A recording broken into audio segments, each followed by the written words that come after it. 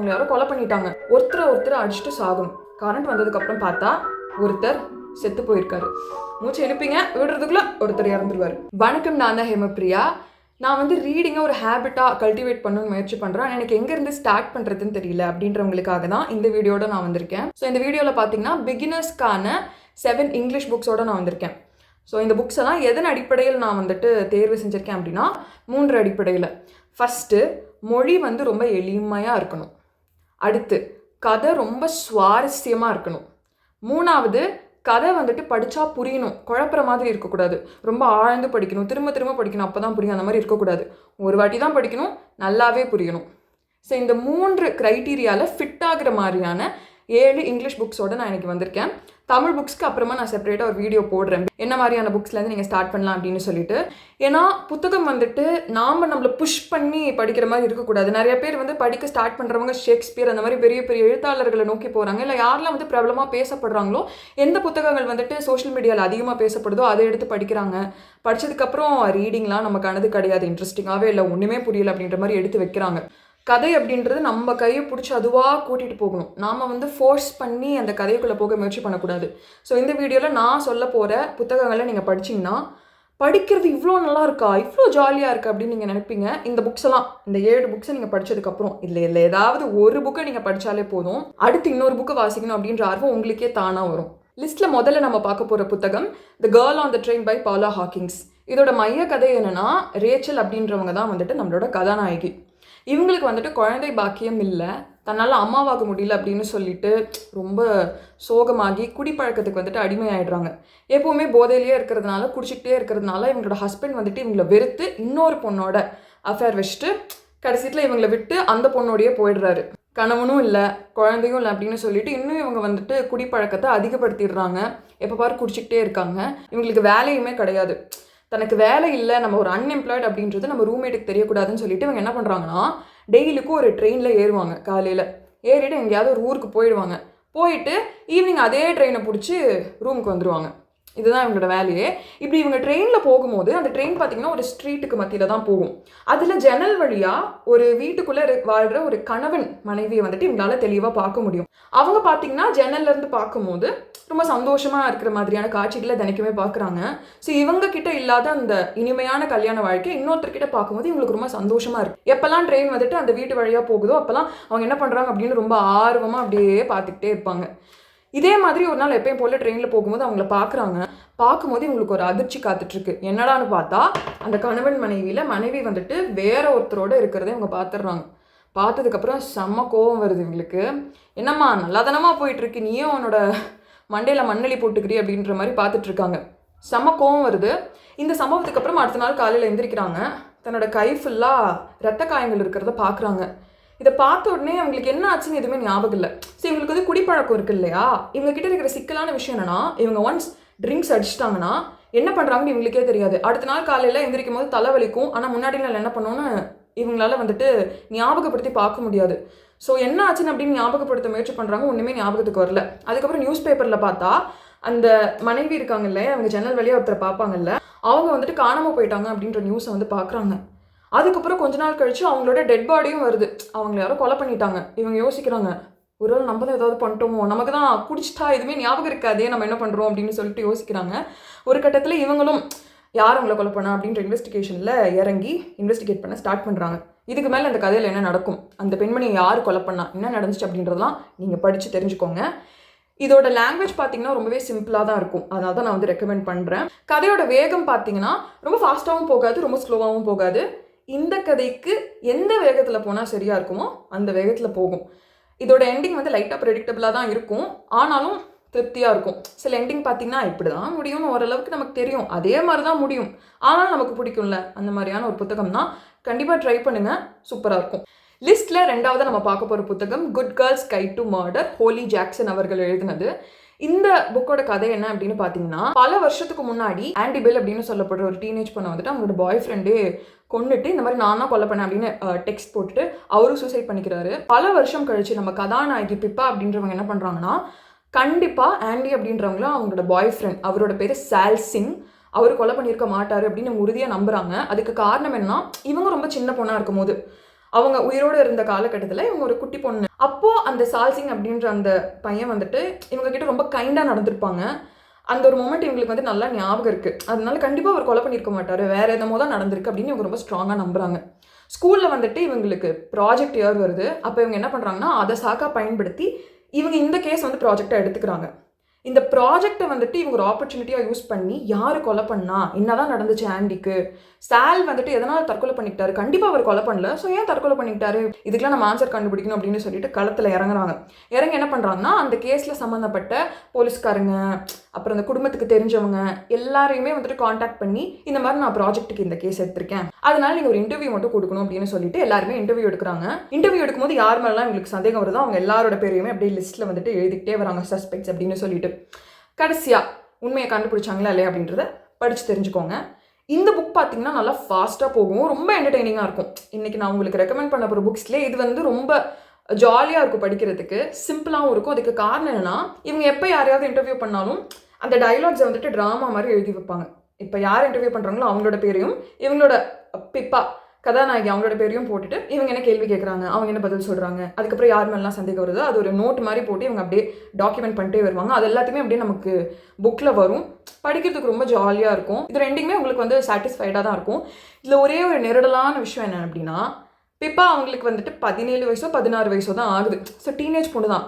அம்மா டீனேஜ் பொண்ணா வந்துட்டு எங்கெங்கேயோ போகிறேன், என்னென்னமோ பண்ணுற, இதெல்லாம் யதார்த்தமாக இருக்குது அப்படின்ற மாதிரி தோணும். ஆனால் நம்மளாம் ஸ்ட்ரேஞ்சர் திங்ஸ் பார்த்து தானே வந்திருக்கோம், அதனால் இதெல்லாம் ஒரு விஷயமே கிடையாது. அது ஒன்று மட்டும் லைட்டாக நமக்கு வந்து இடிக்கும், அதை மட்டும் நீங்கள் இக்னோர் பண்ணிட்டீங்கன்னா ரொம்ப ஜாலியாக இருக்கும். அதுக்கு நான் கேரண்டி. ரொம்ப அப்படியே ஒரு சுவாரஸ்யமான பயணத்தில் ஈடுபடுற மாதிரி உங்களுக்கு இருக்கும், ஃபன்னாக இருக்கும். லிஸ்ட்டில் நம்ம 3ஆவதாக பார்க்க போகிற புத்தகம் Hunger Games by Suzanne Collins. இந்த புக் பார்த்திங்கன்னா ரொம்ப ரொம்ப பிரபலமான ஒரு புத்தகம். ஜெனிஃபர் லாரன்ஸ் அவங்க நடித்த படம் கூட இருக்குது இந்த புக்கை பேஸ் பண்ணி. இது பார்த்திங்கன்னா சீரீஸ், இதில் வந்துட்டு நிறையா புக்ஸ் இருக்குது. நான் வந்து ஃபஸ்ட் புக் மட்டும் தான் படிச்சிருக்கேன். இதோட கதை வந்துட்டு இது ஒரு டிஸ்டோப்பியன் நாவல். டிஸ்டோப்பியன் அப்படின்னா ரொம்ப மோசமான உலகத்தில் நடக்கிற மாதிரியான ஒரு கதை. யூட்டோப்பியன் வேர்ல்டுக்கு அப்படி ஆப்போசிட்டாக இருக்கும். ஸோ ஹங்கர் கேம்ஸ் வந்துட்டு நார்த் அமெரிக்காவில் ஒரு அப்போகாலிப்டிக் டிசாஸ்டர் வந்துட்டு நடக்குது. நடந்ததில் முக்கால்வாசியான ஊர் மக்கள்லாம் அழிஞ்சு போயிடுறாங்க. மிச்சம் இருக்கிறத வச்சு ஒரு அரசாங்கம் 13 டிஸ்ட்ரிக்டை வந்துட்டு உருவாக்குறாங்க. இந்த கதையில் இருக்கிற கவர்மெண்ட் பார்த்திங்கன்னா ரொம்ப மோசமானவங்க. மக்களை வந்துட்டு தன்னோட சுயநலத்துக்காக யூஸ் பண்ணிக்கிறாங்க. ஒழுங்கான ஒரு ஆட்சி வந்துட்டு நடத்துறதே கிடையாது. ஒரு கொடுங்கோல் ஆட்சி தான் வந்துட்டு நடக்குது. இதை எதிர்த்து சில மக்கள் என்ன பண்ணுறாங்க அப்படின்னா போராடுறாங்க, அரசாங்கத்தை எதிர்த்து நிற்கிறாங்க. பட் அந்த போராட்டத்தில் கவர்மெண்ட் வந்துட்டு ஜெயிச்சிடுறாங்க. இதுக்கு மேலே நம்மளை எதிர்த்து எந்த பயிலும் வரக்கூடாது, அரசாங்கத்தை எதிர்த்தாங்க அப்படின்னா என்ன ஆகும் சாமானிய மக்களுக்கு அப்படின்றத அவங்க ஞாபகம் வச்சுக்கணும் அப்படின்றதுக்காக ஹங்கர் கேம்ஸ் அப்படின்ற ஒரு மோசமான கேம் வந்து எல்லா வருஷமுமே கண்டக்ட் பண்ணுறாங்க. இந்த கேம் வந்து ரொம்ப ரொம்ப சிம்பிள். 13வது டிஸ்ட்ரிக்ட் வந்துட்டு அழிச்சிடுறாங்க. சில மக்கள் வந்து போராட்டாங்க இல்லையா, அதனால வந்துட்டு அதை அழிச்சிடுறாங்க. மீதி இருக்கிற 12 டிஸ்ட்ரிக்டில் ஒரு பையன் ஒரு பொண்ணை வந்துட்டு சூஸ் பண்ணுவாங்க. குழுக்கள் முறையில் சூஸ் பண்ணிவிட்டு அவங்க எல்லாரையுமே வந்துட்டு ஒரு இடத்துல விட்டுருவாங்க. இவங்க எல்லாரும் என்ன பண்ணணும் அப்படின்னா, மொத்தம் 24 பிளேயர்ஸ் இருக்காங்களா, ஒருத்தரை அடிச்சுட்டு சாகணும். கடைசியாக யார் உயிரோடு இருக்காங்களோ அவங்க தான் அந்த கேமோட வின்னர். அது வரைக்கும் இந்த கேம் வந்து நடந்துக்கிட்டே இருக்கும். ஒருத்தர் மட்டும் தான் உயிரோடு இருக்கணும், மீதி எல்லாருமே வந்துட்டு சாகடிக்கணும். இந்த கேம் வந்து தொடர்ந்து நடந்துக்கிட்டே இருக்குது. நம்ம புக்கு படிக்கும் போது ப்ரெசென்ட்டில் 74th ஹங்கர் கேம்ஸ் வந்துட்டு நடக்க இருக்குது. இதில் வந்து நம்ம கதாநாயகி கேட்னிஸ் அப்படின்றவங்க வந்துட்டு அவங்களோட தங்கச்சியை வந்து தேர்ந்தெடுக்கிறாங்க. ஆனால் அவங்க ரொம்ப சின்ன பொண்ணு அப்படின்றதுனா அவளுக்கு பதிலாக நானே அந்த கேமில் வந்து விளையாடுறேன் அப்படின்னு சொல்லிட்டு இவங்க முன் வராங்க, அந்த கேமில் கலந்துக்கிறாங்க. ஸோ கேட்னஸ்க்கு என்னெல்லாம் ஆகுது, அந்த கேமில் ஜெயிக்கிறாங்களா மாட்டாங்களா, கொடுங்கோல் ஆட்சி இருக்கிற ஒரு நாடு, அதாவது அரசாங்கத்தை எதிர்த்து நம்மளால் எதுவுமே பண்ண முடியாது, நமக்கு கொஞ்சம் கூட ஃப்ரீடமே இல்லை அப்படின்ற உலகம் எப்படி இருக்கும். ஒரு பக்கம் கேட்னஸ்க்கு வந்துட்டு யாருமே கொலை பண்ணக்கூடாது அப்படின்னு தான் ஆசை. ஆனால் இன்னொரு பக்கம் மற்றவங்களை கொலை பண்ணால் தான் அவங்களாலே வந்துட்டு தப்பிக்க முடியும். ஏன்னா அந்த கேமில் ஒருத்தர் தான் வந்துட்டு ஜெயிக்க முடியும் இல்லையா. ஸோ இவங்களோட மன போராட்டம் இது எல்லாத்தையுமே நீங்கள் இந்த புக்கில் படித்து தெரிஞ்சுப்பீங்க. சூப்பராக இருக்கும். லாங்குவேஜ் ரொம்ப சிம்பிளாக இருக்கும். அப்படியே ஒரு கமர்ஷியல் படம் பார்த்த ஒரு ஃபீல் தான் உங்களுக்கு வரும். நான் பார்த்தீங்கன்னா இந்த புக்கை படிக்கும் போது காலையில் எந்திரிப்பேன், புக்கை படிப்பேன், சாப்பிடுவேன், மறுபடியும் புக்கை படிப்பேன், நைட்டும் புக்கு படிப்பேன், இப்படியே தான் போயிட்டு இருந்துச்சு. இந்த புக்கு படிச்சுக்கிட்டே தான் இருந்தேன், நான் கீழே வைக்கவே இல்லை. அந்தளவுக்கு ரொம்ப சூப்பராக இருந்துச்சு. ஒரு 3 days மேக்ஸிமம் 4 days தான், அதுக்குள்ளேயே நான் அதை முடிச்சிட்டேன். அப்போயே பார்த்துக்கோங்க இது எந்தளவுக்கு ரொம்ப ஃபாஸ்ட்டாக த்ரில்லிங்காக இருக்கும் அப்படின்னு சொல்லிட்டு. நான் சொல்லியிருந்தேன்ல இதில் வந்துட்டு இன்னும் நிறைய புக்ஸ் இருக்குது அப்படின்னு சொல்லிட்டு. நான் ஃபஸ்ட்டு புக் தான் படித்தேன். பட் என்னோட சில ஃப்ரெண்ட்ஸ் அப்புறம் நிறைய ரிவ்யூஸ்லாம் நான் படித்து பார்க்கும்போது என்ன சொன்னாங்க அப்படின்னா, மற்ற புக்ஸ் ரொம்பவே நல்லாயிருக்கும் அப்படின்னு சொல்லிட்டு. ஸோ நீங்கள் இந்த மாதிரி சீரீஸ் சூஸ் பண்ணுறதுல உங்களுக்கு என்ன லாபம் அப்படின்னா, இதில் ஃபஸ்ட்டு புக் படிக்கிறீங்களா, உங்களுக்கு பிடிச்சதுன்னா அடுத்து என்ன புக் படிக்கலாம் அப்படின்னு நீங்கள் வந்து யோசிக்கவே தேவையில்லை. அதான் சீரீஸ்லேயே அடுத்த புக் இருக்குல்ல, அந்த மாதிரி நீங்கள் கண்டினியூஸாக படிக்கும்போது ஒரு 4-5 புக்ஸ் நீங்கள் படித்து முடிச்சிருப்பீங்க. அதுவே வந்துட்டு உங்களுக்கு கொஞ்சம் கொஞ்சமாக ரீடிங் ஒரு ஹேபிட்டாக கல்டிவேட் பண்ணுறதுக்கு ரொம்பவே ஹெல்ப்ஃபுல்லாக இருக்கும். அடுத்து என்ன படிக்கலாம் அப்படின்னு நீங்கள் யோசிக்க வேண்டிய அவசியம் கிடையாது. ஸோ அந்த காரணத்துக்காக கூட நீங்கள் இந்த புக்கை சூஸ் பண்ணலாம். நம்ம லிஸ்ட்டில் 4ஆவதாக பார்க்க போகிற புத்தகம் the guest list by Lucy Foley. இந்த புக் பார்த்தீங்கன்னா நான் 2 நாளில் முடிச்சிட்டேன். இதுவும் ஹங்கர் கேம்ஸ் மாதிரி தான். படிச்சுக்கிட்டே இருந்தேன். அப்படியே என்னை சுற்றி நடக்கிற எல்லாத்தையுமே மறந்துட்டேன். சாப்பிடும்போது கூட சீக்கிரம் சாப்பிட்டு முடிக்கணும், இதை படிக்கணும் அப்படின்ற மாதிரி எனக்கு தோணுச்சு. அந்தளவுக்கு சூப்பராக இருக்கும். ஸோ இதோட மையக்கதை என்ன அப்படின்னா, ஒரு தீவில் 2 செலிபிரிட்டிஸ் கல்யாணம் பண்ணிக்கிறாங்க. அதுக்காக கிராண்டாக எல்லாத்தையுமே அரேஞ்ச் பண்ணி நிறைய கெஸ்ட்டை வந்துட்டு இன்வைட் பண்ணுறாங்க. கல்யாணம் நடக்கிற அன்னைக்கு வெதர் வந்துட்டு ரொம்ப மோசமாக இருக்குது. அதனால் கரண்ட்டு கட் ஆகிடுது, இருட்டாக இருக்குது. கரண்ட் வந்ததுக்கப்புறம் பார்த்தா ஒருத்தர் செத்து போயிருக்காரு. யாரோ கொலை பண்ணியிருக்காங்க, தெளிவாக தெரியுது. யார் கொலை பண்ணா, என்ன நடந்துச்சு, கரண்ட் போகும்போது தான் யாரோ ஏதோ பண்ணியிருக்காங்கன்னு மட்டும் தெரியுது. யார் கொலை பண்ணா, என்ன நடந்துச்சு அப்படின்றத இந்த புக்கு படித்து நீங்களே தெரிஞ்சுக்கோங்க. பொதுவாக இந்த மாதிரி ஒருத்தர் கொலை பண்ணிடுவாங்க, யார் கொலை பண்ணா அப்படின்ற மாதிரியான கதைகளில் கொலை பண்ணப்பட்டவங்க யார் அப்படின்றது நமக்கு நல்லா தெரிஞ்சிடும். யார் கொலை பண்ணா அப்படின்றது தான் வந்துட்டு ஒரு மிஸ்ட்ரியாக இருக்கும். புக்கோட எண்டில் நீங்கள் தெரிஞ்சுக்கலாம். ஆனால் இந்த புக்கு பார்த்தீங்கன்னா கொஞ்சம் வித்தியாசமானது. யார் வந்துட்டு இறந்து போயிருக்கா, யார் வந்து கொலை பண்ணியிருக்கா, இவங்க 2 பேரையுமே வந்துட்டு புக்கோட எண்டில் தான் ரிவீல் பண்ணுவாங்க. உங்களுக்கு அந்த புக்கு படித்து முடிக்கிற டைமில் தான் யார் இறந்து போயிருக்கா, யார் கொலை பண்ணியிருக்கா அப்படின்றதே தெரியும். அந்த மாதிரி ஒரு வித்தியாசமான ஒரு கதை. மல்டிபிள் பெர்ஸ்பெக்டிவ்ஸில் தான் இது வந்து எழுதியிருக்காங்க. இதுவும் சரி, கேர்ள் ஆன் த ட்ரெயினும் சரி. மல்டிபிள் பெர்ஸ்பெக்டிவ்ஸ்னால் ஒரு கதையில் இருக்கிற 4-5 கேரக்டர்ஸோட கண்ணோட்டத்தில் வந்து இந்த கதை போய்கிட்டே இருக்கும். இந்த கேர்ள் ஆன் த ட்ரெயினில் வந்துட்டு 3 பேரோட கண்ணோட்டத்தில் போகும். நம்ம கதாநாயகியான ரேச்சல், அதுக்கப்புறம் இறந்து போயிடுவாங்கல்ல ஒரு பெண்மணி, அவங்க பேர் மேகன், அவங்களோட பாயிண்ட் ஆஃப் வியூவில் போகும். 3ஆவதா ரேச்சலோட ஹஸ்பண்ட் வந்துட்டு ஒரு பொண்ணோட அஃபேர் வச்சிருப்பால, அவங்க பேர் ஆனால் அவங்களோட பாயிண்ட் ஆஃப் வியூவில் போகும். இந்த கதையில் பார்த்தீங்கன்னா ஒரு 5 to 6 கேரக்டர்ஸோட பாயிண்ட் ஆஃப் வியூவில் வந்துட்டு போய்கிட்டே இருக்கும். ஒரு சாப்டரும் ஒருத்தரோட கண்ணோட்டத்தில் வந்துட்டு நம்ம பார்க்கலாம். இவங்க எல்லாரோட பாயிண்ட் ஆஃப் வியூ நம்ம படிக்கும்போது இவங்க எல்லாருக்குமே கொலை பண்ணுற மோட்டிவ் இருக்குது அப்படின்றது நமக்கு தெரியும். கெஸ்ட் லிஸ்ட்டில் எனக்கு ரொம்ப பிடிச்ச விஷயம், ஏன் இது ரொம்ப பிகினர் ஃப்ரெண்ட்லியாக இருக்குது அப்படின்னா, லாங்குவேஜ் சிம்பிள், கதை ரொம்ப சுவாரஸ்யமாக இருக்கும், அதெல்லாம் ஓகே தான். அதையும் தாண்டி ஒரு சாப்டரும் ரொம்ப ஷார்ட்டாக இருக்கும். டக்கு நீங்கள் முடிச்சிடலாம். ஒரு சாப்டர் ஆரம்பிக்கிறீங்களா, 5 minutes தான் மேக்ஸிமம், அதுக்குள்ளே நீங்கள் அதை முடிச்சிருவீங்க. ஸோ ஒரு விஷயத்தை முடிக்கும் போது நமக்கு ஒரு சாட்டிஸ்ஃபேக்ஷன் இருக்கும்ல, அந்த சாட்டிஸ்ஃபேக்ஷன் வந்துட்டு உங்களுக்கு இதில் கிடைக்கும். டக்குன்னு நீங்கள் வந்துட்டு அடுத்தடுத்த சாப்டர்ஸ்க்கு போகிற மாதிரி உங்களுக்கு ஒரு ஃபீல் இருக்கும். அதனால் கண்டிப்பாக இந்த புக்கு ட்ரை பண்ணி பாருங்கள். 5ஆவதா நம்ம லிஸ்ட்டில் இருக்கக்கூடிய புத்தகம் before the coffee gets cold, Toshikazu Kawaguchi அப்படின்றவர் எழுதினது. இது ஒரு ஜாப்பனீஸ் புக், இங்கிலீஷ் டிரான்ஸ்லேஷனில் தான் நான் படித்தேன். இந்த புக்கை பற்றி நான் ஒரு டீட்டெயில்டு ரிவ்யூ நம்ம சேனலில் போட்டிருக்கேன். லிங்க் வந்து நான் டிஸ்கிரிப்ஷனில் கொடுக்குறேன், செக் பண்ணி பாருங்கள். ஸோ இந்த புக்கோட கதை என்னென்னு பார்த்தீங்கன்னா, ஒரு ரெஸ்டாரண்ட் இருக்குது. அந்த ரெஸ்டாரண்ட்டில் உங்களால் டைம் ட்ராவல் பண்ண முடியும். என்ன பிரச்சனைனா, டைம் ட்ராவல் பண்ணுறதுக்கு உங்களுக்கு ஒரு நிறைய கண்டிஷன்ஸ் லிஸ்ட் போட்டு வச்சுருக்காங்க. அதனால ரூமர்ஸ் கேட்டு அந்த ரெஸ்டாரண்ட்டுக்கு போகிறவங்கலாம், ஏப்பா ஓவராக கண்டிஷன் வச்சுருக்கீங்க, இதெல்லாம் சரிப்பட்டு வராது அப்படின்னு சொல்லிட்டு கிளம்பி போயிடுறாங்க. பட் யார் வந்து அந்த கண்டிஷன்ஸ்லாம் அக்செப்ட் பண்ணிக்கிறாங்களோ, அக்செப்ட் பண்ணிக்கிற பொறுமை இருக்கும், அவங்களாம் டைம் ட்ராவல் பண்ணுவாங்க. அந்த மாதிரி டைம் ட்ராவல் பண்ணி போகிற சில பேரோட கதைகள் தான் நம்ம இந்த புக்கில் பார்ப்போம். நிறைய ரூல்ஸ் இருக்குது, சில ரூல்ஸ் மட்டும் நான் சொல்கிறேன். உங்களால் வந்துட்டு ஒரு சேரில் உட்காந்தா மட்டும்தான் டைம் ட்ராவல் பண்ண முடியும். நீங்கள் கடந்த காலத்துக்கு போய் என்ன வேணால் பண்ணுங்கள், ஆனால் உங்களால் பாஸ்ட் வந்து மாற்றவே முடியாது. ஃபார் எக்ஸாம்பிள், உங்களுக்கு தெரிஞ்ச ஒருத்தருக்கு ஆக்சிடென்ட் ஆகிடுது. எப்போ ஆக்சிடென்ட் ஆகும், எதனால் ஆக்சிடென்ட் ஆகும், உங்களுக்கு எல்லாமே தெரியும். ஸோ நீங்கள் என்ன பண்ணுறீங்க, பாஸ்ட்டுக்கு போய் அந்த ஃப்ரெண்டு கிட்ட, உனக்கு இந்த மாதிரி ஆக்சிடென்ட் ஆக போகுது, இன்றைக்கி நீங்கள் எங்கேயுமே போகாதுன்னு நீங்கள் சொல்கிறீங்க. அந்த ஒரு விபத்தை நீங்கள் தடுத்துடுறீங்க. ஆனாலும் நீங்கள் நிகழ்காலத்துக்கு வரும்போது அவங்களுக்கு அந்த கால் உடஞ்சிருக்கும். ஸோ நீங்கள் என்ன வேணால் பண்ணலாம், பாஸ்ட்டுக்கு போய் டைம் ட்ராவல் பண்ணி போய், பட் உங்களால் நிகழ்காலத்தை மாற்ற முடியாது. இந்த மாதிரி நிறைய கண்டிஷன்ஸ் இருக்குது. இதெல்லாம் கேட்டுட்டு தான் என்னால் ப்ரெசென்ட்டை மாற்ற முடியாதுன்னா நான் எதுக்கு பாஸ்ட்டுக்கு போகணும், அதுக்கப்புறம் என்ன ஒரு சேரில் உட்காந்தா தான் வந்து டைம் ட்ராவல் பண்ண முடியும்னு சொல்கிறீங்கன்னு சொல்லிட்டு தான் நிறைய பேர் கடுப்பாய் அங்கேருந்து இதெல்லாம் உண்மை இல்லை, சும்மா வந்துட்டு ஏமாத்துறாங்க நம்மளன்னு சொல்லிட்டு போயிடுவாங்க. நான் சொன்ன மாதிரி சில பேர் மட்டும் பொறுமையாக அந்த கண்டிஷன்ஸ்க்கெலாம் ஒத்துக்கிட்டு டைம் ட்ராவல் பண்ணுவாங்க. அவங்களோட எல்லா கதைகளுமே வந்துட்டு மனசை உருக்கிற மாதிரி தான் இருக்கும், சோகமாகவும் இருக்கும். ஆனால் கடைசீட்டில் வந்துட்டு நமக்கு ஒரு மாதிரி ஆனந்த கண்ணீர் அப்படின்னு சொல்லுவாங்கள்ல, அந்த மாதிரி தான் ஃபீல் ஆகும். எனக்கு இதை படிச்சுட்டு அழுகலாம் வரல, பட் ரொம்ப ஹார்ட் வார்மிங்காக இருந்துச்சு படிக்கும் போது. ஒரு ஃபீல் குட் புக்குன்னே சொல்லலாம். கண்டிப்பாக ட்ரை பண்ணி பாருங்கள். ரொம்ப ரொம்ப சின்ன புக்கு தான். இந்த ஃபீல் குட் புக்ஸ்லாம் உங்களுக்கு ரொம்ப பிடிக்குன்னா கண்டிப்பாக இந்த புக்கு வந்துட்டு உங்களோட மனதை கவரும். ட்ரை பண்ணி பாருங்கள். 6ஆவதாக நம்ம லிஸ்ட்டில் இருக்கக்கூடிய புத்தகம் and then there were none by Agatha Christie. So Agatha Christie பார்த்திங்கன்னா இந்த மாதிரி கொலை, அதுக்கப்புறம் யார் கொலை பண்ணா அதை கண்டுபிடிக்கிறது, இந்த மாதிரி மர்டர் இன்வெஸ்டிகேஷன் ரிலேட்டடான புக்ஸ்க்கு வந்துட்டு பேர் போனவங்க, குவீன் ஆஃப் த்ரில்லர்ஸ் அப்படின்னே நம்ம சொல்லலாம். ஸோ இந்த புக்கோட கதை தான் பிற்காலத்தில் வரக்கூடிய நிறைய படங்களுக்கு வந்துட்டு ப்ளூ பிரிண்டாகவே அமைஞ்சதுன்னு சொல்லலாம். மேபி அகாதா கிறிஸ்டிக்கு முன்னாடியும் இப்படிப்பட்ட கதைகள் எழுதியிருக்கலாம். பட் இவங்க தான் இந்த மாதிரியான ஒரு தீமை வந்து பாப்புலரைஸ் பண்ணாங்க. என்ன கதைன்னு முதல்ல சொல்லிடுறேன். இதோட மையக்கதை வந்துட்டு, ஒரு தீவு இருக்குது. அந்த தீவில் வந்து நிறைய பேருக்கு வந்து லெட்டர்ஸ் அனுப்பப்படுது. ஒருத்தருக்கும் ஒரு காரணம் சொல்லி இந்த தீவுக்கு வாங்க அப்படின்னு சொல்கிறாங்க. ஒருத்தருக்கு வந்துட்டு உங்களுக்கு இங்கே வேலை கிடச்சிருக்கு அப்படின்னு சொல்கிறாங்க. இன்னொருத்தர்கிட்ட இங்கே நிறைய கெஸ்ட் வர போகிறாங்க, நீ தான் சமைச்சு கொடுக்கணும் அப்படின்னு சொல்கிறாங்க. இந்த மாதிரி ஒருத்தர்கிட்டையும் ஒரு காரணம் சொல்லி அந்த தீவுக்கு வந்துட்டு வர வைக்கப்படுறாங்க. எல்லாரும் அங்கே வந்ததுக்கப்புறம் தான் தெரியுது, நம்ம வந்து இந்த லெட்டரில் எதுக்காக இங்கே வர சொல்லியிருக்காங்களோ அதுக்காக நம்மளை வர சொல்லலை, நம்மளை எவனோ போட்டு தள்ள பார்க்குறான் அப்படின்றத கண்டுபிடிக்கிறாங்க. ஏன்னா வந்த உடனே ஒருத்தர் வந்து கொலை பண்ணப்படுறாரு. யார் நம்மளை கொலை பண்ணுறா, என்ன நடக்குது அப்படின்னு தெரியறதுக்குள்ளாரே வரிசையாக எல்லாருமே இறந்துக்கிட்டே வராங்க மர்மமான முறையில். இந்த புக்கை படிக்கும் போது உங்களுக்கு மூச்சோட கூட டைம் இருக்காது. மூச்சை எழுப்பிங்க, விடுறதுக்குள்ளே ஒருத்தர் இறந்துருவார். அப்புறம் உங்களுக்கு யார் மேலே சந்தேகம் வருதோ, ஒருவேளை இவன் தான் எல்லாரையும் கொலை பண்ணுறானோ அப்படின்னு நீங்கள் நினைப்பீங்க, அவனே அவுட் ஆகிடுவான். டக்குன்னு எல்லாருமே வந்துட்டு மர்டர் பண்ணப்பட்டுக்கிட்டே வராங்க.